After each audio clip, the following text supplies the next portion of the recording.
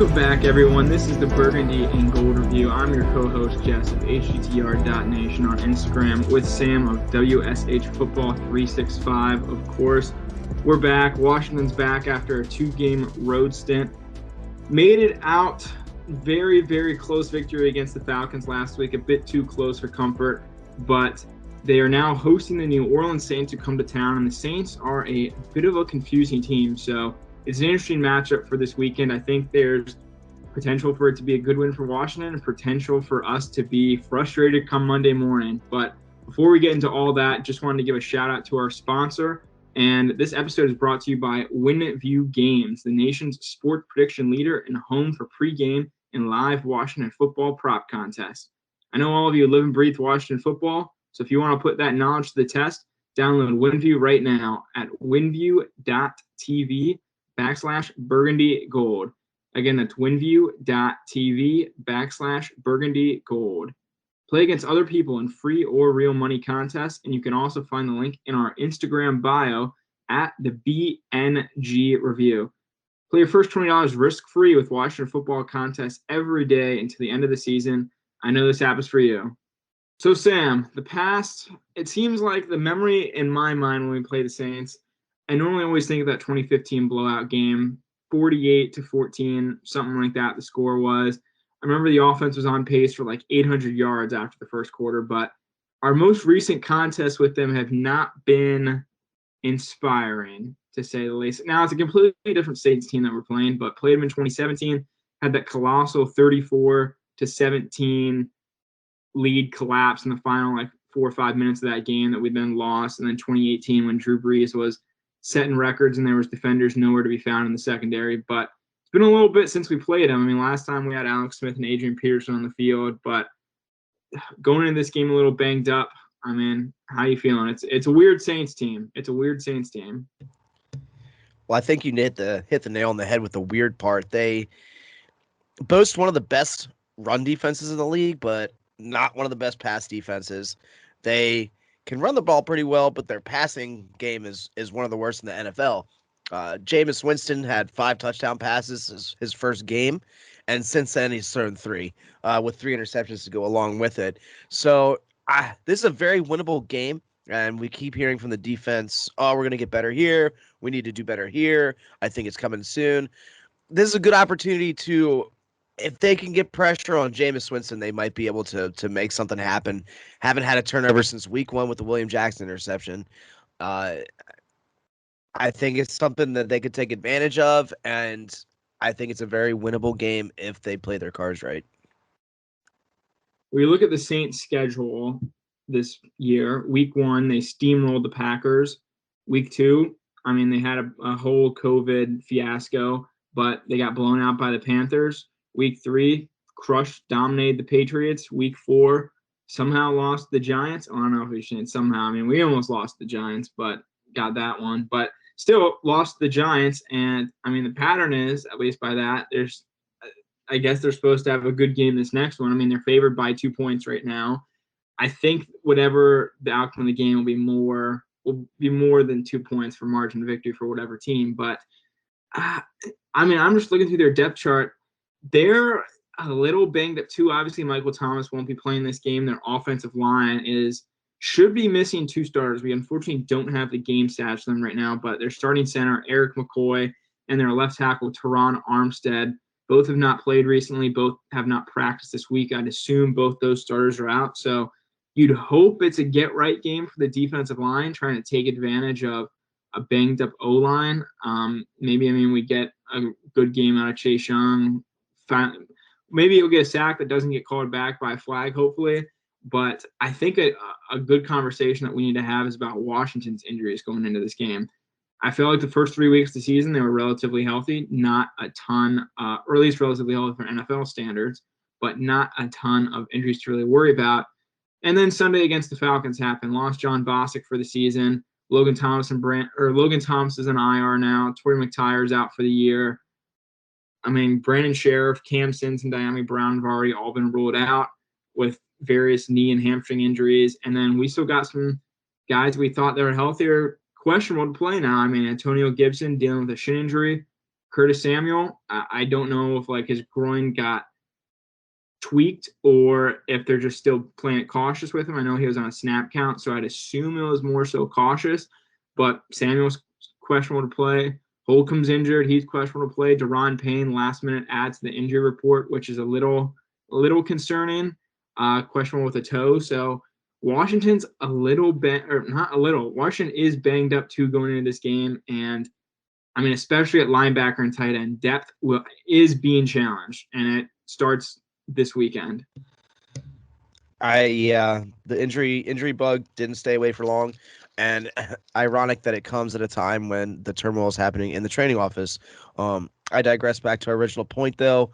I think the biggest loss there is obviously Logan Thomas. It leaves you almost bare in that department. They just did sign off of the Seattle practice squad Chase Sternberger, former third-round pick from Texas A&M, but I don't think he's going to be ready to contribute for at least a little bit. So that leaves you with Logan Thomas, Ricky Seals-Jones in the place of Logan Thomas, and then behind them, John Bates and Samus Reyes, who I'm assuming will be more of a special teams contributor. It's not something that you want to see, especially with the games coming up that they have coming up before the bye week. So hopefully guys like Antonio Gibson, with which I'm just going to call it his shinjury because he has the same injury every week and it just rolls off the tongue better. I think he'll be fine to play. I don't know if they're underutilizing him because of that injury. I would like to see them utilize him more, but I also needs to stay on the field. Curtis Samuel did go back to practice this week, as mentioned, or today rather, as mentioned. So that's a trend in the right direction, but still probably going to be on a snap count when you have an offense that is struggling for talent and the injury department isn't looking very good. So it'll be interesting to see what happens from here because the depth is starting to show. Something I'm really gonna wonder here. I mean, you just on your last point there, depth is starting to show. We felt wide receiver depth was really good, and that's now getting put to the test because 3 of our top 5 guys are injured. Terry's still being Terry. Terry's doing his thing regardless, but Samuel's injured. I mean, he should play, but I'd assume if he does, it's still going to be in a limited snap count. So how much you're really getting out of him from that game? Like I said, Sims and Brown both out. Humphreys really only had that Giants game where we got some productivity out of him. Beyond that, it's just been one catch for 7-yard games from him for the past month. So Dax Milne, I mean, are we going to get some Dax Milne action? DeAndre Carter, he had a big catch last week. Like we're getting to the bottom of the depth chart with some of these replacement guys. So I'll be watching to see, will the offense have to run? I mean, and Logan Thomas is a guy you can't lose at that position, and they've lost him for a little bit. And I'm interested to see, will the offense run through Terry McLaurin again? It's like, or is somebody else going to step up? I mean, there's maybe. I mean, J.D. McKissick stepped up when we needed to last week. He stepped up in the Giants game. Maybe he's that guy this weekend, but it can't just be having Terry go for 7, 120, and 1 or 2 every week. I mean, that's great for Terry and great for us, but we need some guys, someone else to step up in the offense, and I'm hoping we can get that this weekend. I agree, and I think a person that might be slated to have a big game and could have last week if he would have put his hands on the ball a little bit better as Ricky Seals-Jones, and I think they're going to come out firing due to the ability of the run defense of New Orleans, and Heineke's been dealing lately, and he's obviously has no problem or fear to push the ball down the field. I think this could be one of Terry's biggest games, given the rush defense of New Orleans and the injury to Antonio Gibson. So we definitely need somebody to step up, and we've been saying that every week.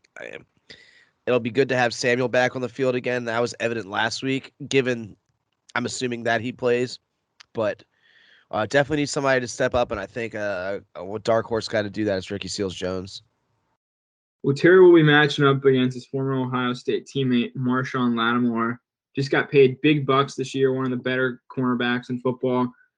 He was a little dinged up for a bit, but I think he's on the healthier side now. So that'll be a matchup to watch. I'd assume they'd have – I'm not too familiar with how New Orleans utilizes their corners, but I'd assume they'd want to keep Lattimore on Terry for the most part, considering there's really no one else on Washington's offense at that moment to be scared of heading into the game. So I'd assume that we see Lattimore and Terry for a big part. I feel good about Terry's chances in that. He hasn't really, not that I can think of, but there hasn't really been someone who's necessarily locked down Terry McLaurin. More so, it's been QB has not been able to get him the ball despite him making plays on good cornerbacks. So I think I like his matchup with Lattimore. We'll have to see how it fares. Need Terry to win that one because if Terry's out of the game, then I don't know what would happen with the offense if Terry McLaurin's not going. So McLaurin versus Lattimore, key matchup to watch for this game. I have a key matchup to watch, and that is Taysom Hill versus the defense. Taysom Hill is obviously the gadget player, quarterback, tight end, wide receiver, running back, whatever you want to call him for the New Orleans Saints. And he's just the kind of guy that I think could cook up this team and bring a stat line that you just do not want to see on Monday morning.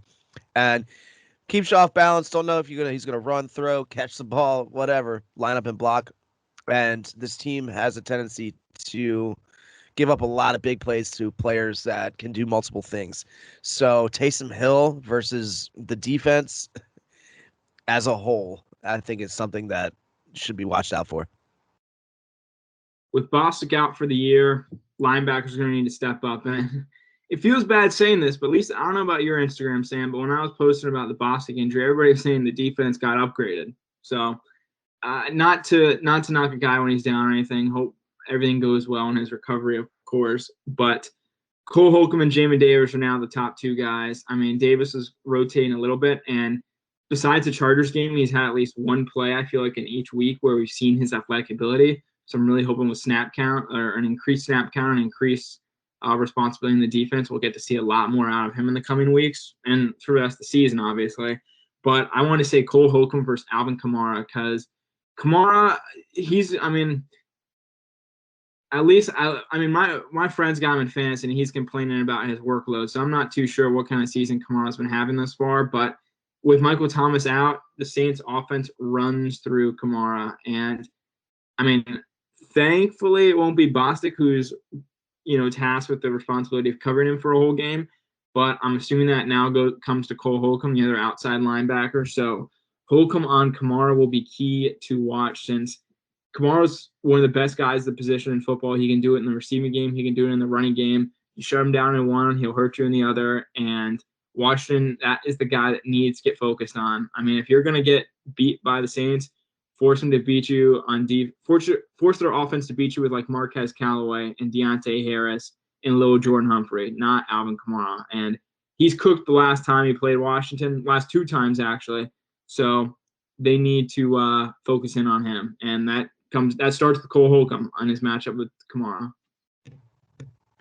I drafted Kamara second overall, thinking that he was going to get a ton of production because of Michael Thomas, Breeze being gone, so on and so forth. I would not be upset if he gave me one more subpar game, to put it that way. He hasn't really panned out as a second overall pick thus far. But yeah, Washington has a tendency to be the team that changes that kind of thing, but I hope that does not happen this weekend. Last matchup I want to say is we've been giving Jack Del Rio a lot of flack this season in terms of defensive rotations, necessarily scheme calls, the regression in the defense, who's responsible for it, the miscommunications in the defense, or the secondary especially, misalignments, whatnot. But I want to say Jack Del Rio over Sean Payton. Sean Payton is been that guy in the NFL for calling offenses. He's creative. He finds ways to get guys you've never heard of to win matchups. It feels like even if Michael Thomas is out, and I just mentioned forcing Callaway and Harris to beat you in the passing game, he'll find ways to make these guys that you haven't heard of get big points on you. There are so many receivers and guys in the Saints offense through the years that have just been productive for the Saints. And it's just mainly been due to Peyton's offensive scheming. And this is a moment for Jack Del Rio to try and get a good defensive outing for 4 quarters for his team. We saw a little bit of progression last week. It wasn't their worst outing, but still a lot left on the table, a lot to be desired, and it starts with going up against an elite offensive play caller in Peyton. So, I mean, maybe this is a get-right game for the Saints they're looking at, but I think this is an opportunity. Not that it will be, but it's an opportunity for at least another kind of measuring stick or necessarily get-right game for the defense.